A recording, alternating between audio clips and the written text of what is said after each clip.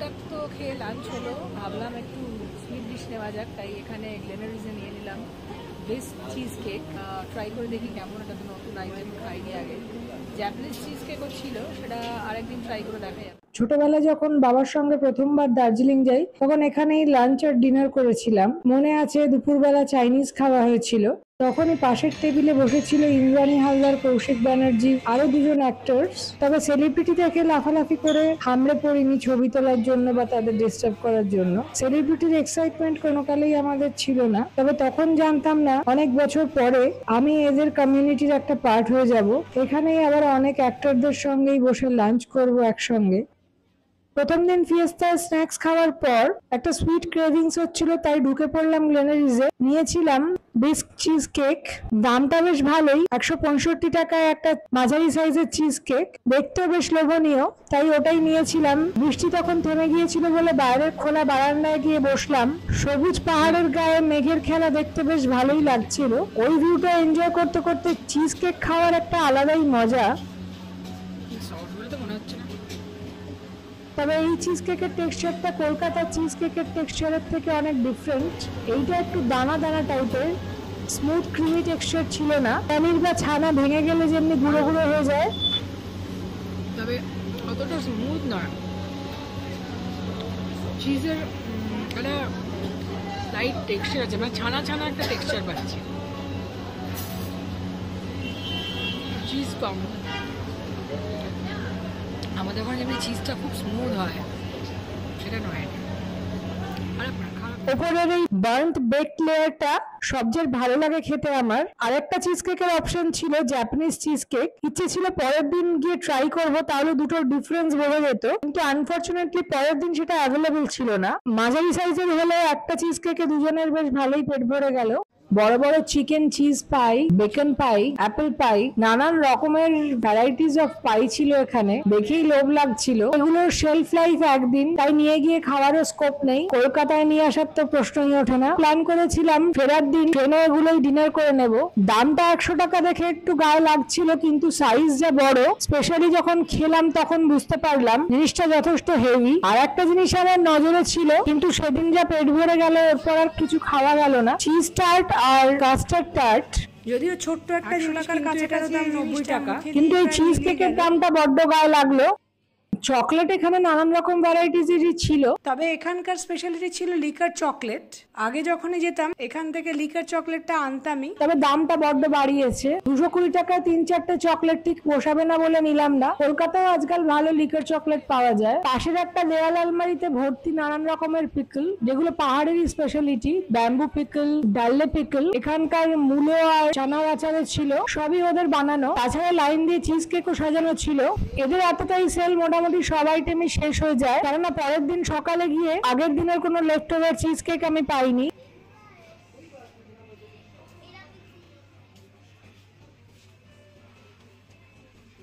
গ্লেনারিজে এত কিছু সাজানো থাকে আর সবগুলোই বেশ লোভনীয় আইটেম, মনে হয় যেন সবই কিনে নিয়ে বাড়ি চলে আসি। কলকাতায় হলে মাঝে মাঝে গিয়ে গিয়ে এটা ওটা খাওয়া যেত, তবে দার্জিলিং গিয়ে সেটা পসিবল না। এদের ডেকোরে ভীষণ ক্লাসিক একটা লুক, দেয়ালে পুরনো দার্জিলিং এর ছবি, নানান রকম গ্রাফিটি। সবচেয়ে ভালো লেগেছে আমার মাথার উপরে এই রেল লাইনের মধ্যে টয় ট্রেনটা, চললে আরো মজা লাগতো। এখানে সিস্টেম হলো ঝুড়িতে করে তোমার খাবারগুলো তুলে এনে বিল করতে হয়, তারপর ওরা বক্স প্যাকিং করে দিয়ে দেয়। টেবিলে খেলেও বাস্কেটে করেই নিয়ে আসতে হবে।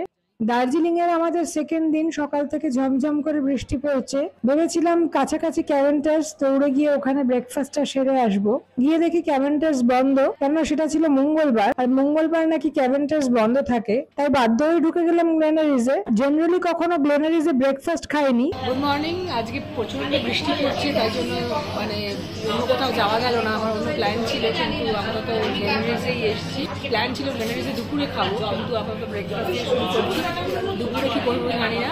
গ্লেনারিজ বিগ ব্রেকফাস্ট নিয়ে নিলাম, তারপর একটা কিছু সুইট ডিশ অর্ডার করবো। এই ব্রেকফাস্টে সব কিছুই আছে প্ল্যাটার, যেমনি আমাদের ফ্রিজের প্ল্যাটার থাকে সেমনি এটা।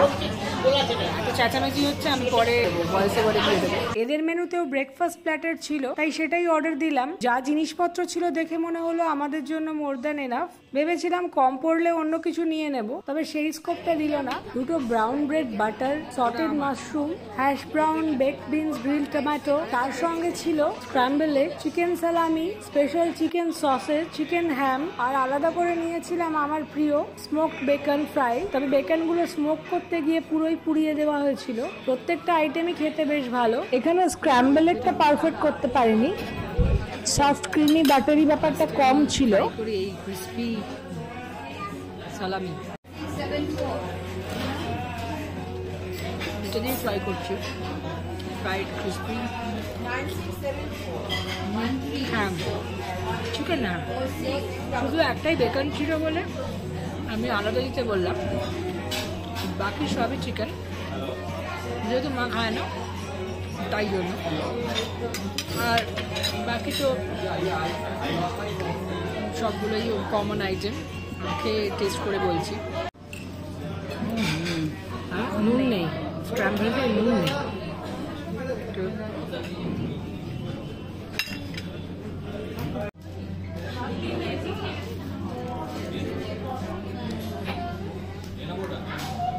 আচ্ছা দিয়েছি, অনেক করছি। স্ক্র্যাম্বল একটা অতটা বাটারি বা নরম নয়, কিন্তু ঠিক আছে, নুন কম।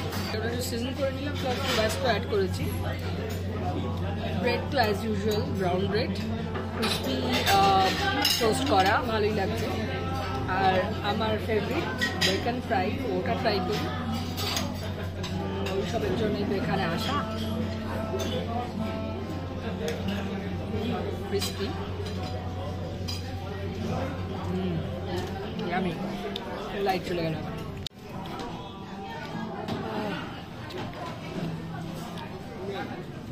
বেশি ওভার ফ্রাইড, এত বেশি পুড়িয়ে দিয়েছে।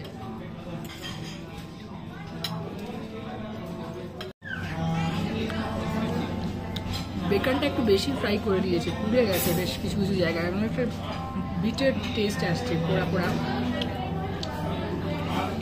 আরও লাইট ফ্রাই করা উচিত ছিল। তাহলে এনজয় করি।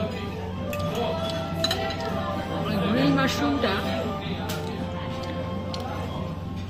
টেস্টি, বাটার ফ্লেভার আছে ওর মধ্যে, বেশ ভালো লাগছে খেতে।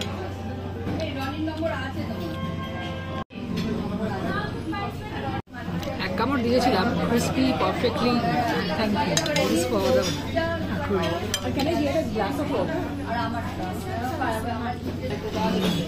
হ্যাশ ব্রাউনটা এক কামড় দিয়েছিলাম, ক্রিসপি, ভেতরটা সফট অ্যাজ ইউজুয়াল, ভালোই লাগছে। মাইল্ড টেস্ট, আমি সব কিছু একটু টোবাস্কোটা অ্যাড করছি ওই পাঞ্চটার জন্য। নাইস। এর আগে কোনোদিন গ্লেনারিজে ব্রেকফাস্ট করা হয়নি। 500 টাকা এই ব্রেকফাস্টটা বেশ স্যাটিসফ্যাক্টরি। এখনকার ফ্লুরিজের ওভাররেটেড ব্রেকফাস্টের চেয়ে অনেক ভালো টেস্ট আর অনেক বেটার কোয়ান্টিটিও। খুব এনজয় করলাম সকালের ব্রেকফাস্টটা সেদিন। এটা একটু অন্যরকম, একটু ক্রিমি আছে। Generally tomato sauce best, definitely bake beans অমনি হয়, কিন্তু আমরা যে টিনটা খাই অতটা ক্রিমি থাকে না, এটা একটু ক্রিমি, খেতে বেশ ভালো লাগছে। আর তার সঙ্গে সসেজটা ট্রাই করি। সসেজটা আমি জুড়ে আছে, আমি কাটতেও পারছি।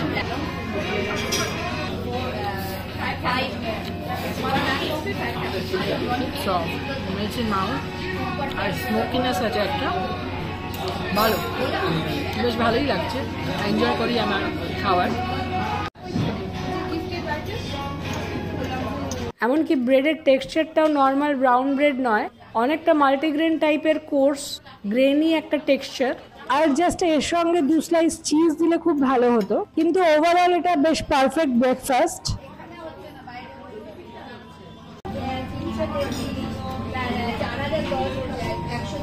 ব্রেডটা ঠান্ডা হয়ে বেশ ক্রিস্পি আছে, ভালো লাগছে। কোয়ালিটি অফ ব্রেডটা খুব ভালো, নট লাইক ব্রিটানিয়া, ওর ব্রেডের চেয়ে অনেক টেস্টি ব্রাউন ব্রেডটা।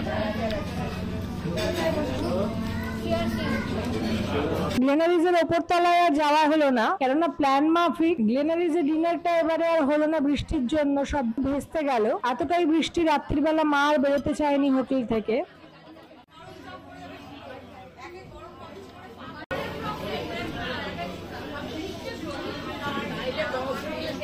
টমেটোটা ভীষণ জুসি, খারাপ লাগছে না, ভালোই লাগছে। খুব একটা আমি ভালো বাঁচতাম না, কিন্তু ভালো লাগছে। আমাদের মতো কম খানেওয়ালা লোকের দুজনের পেট ভরে যাবে। তার সঙ্গে অবশ্য লাস্টে আমরা নিয়েছিলাম হট চকলেট। লোকে দার্জিলিং এ গিয়ে দার্জিলিং টি খায়, আমিও খাই মাঝে মাঝে, তবে হট চকলেটটা বেশি ভালো লাগে। ব্রেকফাস্ট শেষ হতেই গরম গরম চলে এলো আমাদের হট চকলেট।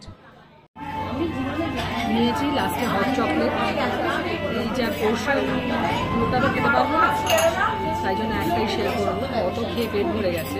তবে এক চুমুক দিয়ে বুঝলাম জিনিসটা বেশ লাইট, চকলেটের পরিমাণ বেশ কম। ওখানে যে মেয়ে অ্যাটেন্ডেন্টরা ছিলেন তাদের ডেকে বলতেই সঙ্গে সঙ্গে নিয়ে গিয়ে বেশ কিছু কোকো পাউডার ঢেলে আমাকে দিল। তারপরের যে টেস্টটা সেটা একদম perfect, strong thick chocolatey flavour, খেতে তখন ফাটাফাটি লাগছিল। চকলেটে জমে আছে।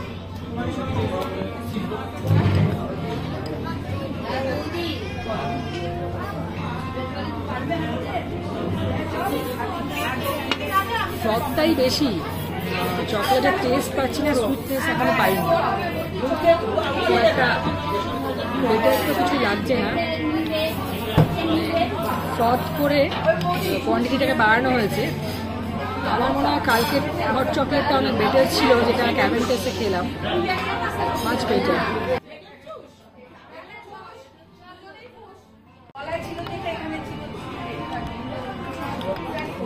পাতলা, এখন একটু বেটার ব্যাপারটা।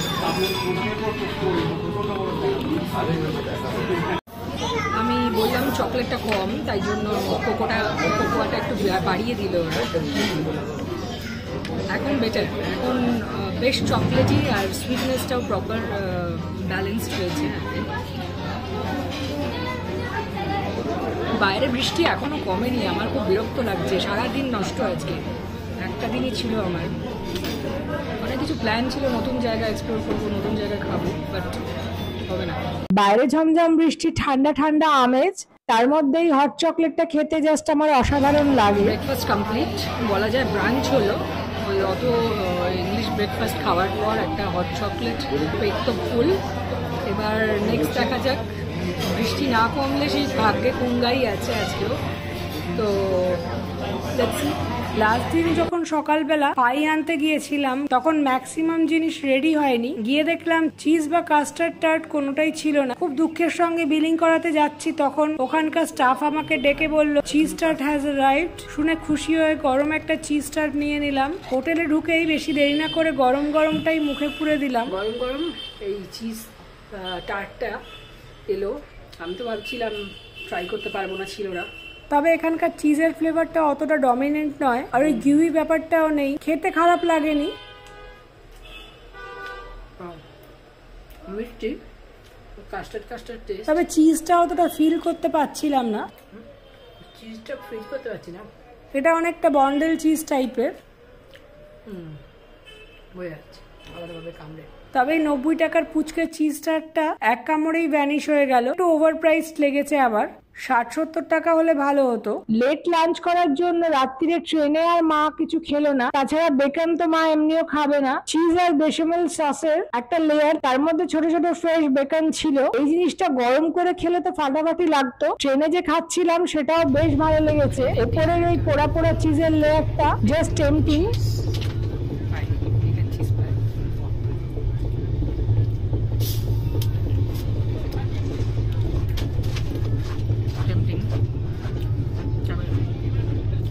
গরম হলে বেশ ভালো।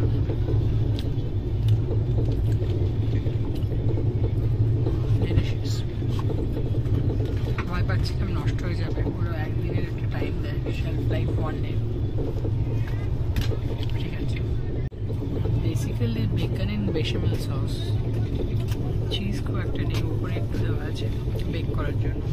সেদিন সকালে অন্য কোনো পাই অ্যাভেলেবেল ছিল না, একমাত্র বেকন পাই ছাড়া, তাই মায়ের জন্য আর কিছু আনতে পারিনি। মায়ের তো চাউমিন খেয়ে পেট ভরে গিয়েছিল, শুধু এক টুকরো আপেল পাই খেলো। তবে আপেল পাই এর টেক্সচারটা মোটামুটি একটু নরম ছিল, ধরতেই গুঁড়ো গুঁড়ো হয়ে যাচ্ছিল। এখানে অ্যাপেলটা যতটা না ফিল করলাম, সিনেমানের গন্ধটাই বেশি ছিল। ট্রেনে প্রায় জমিয়ে ডিনার হলো।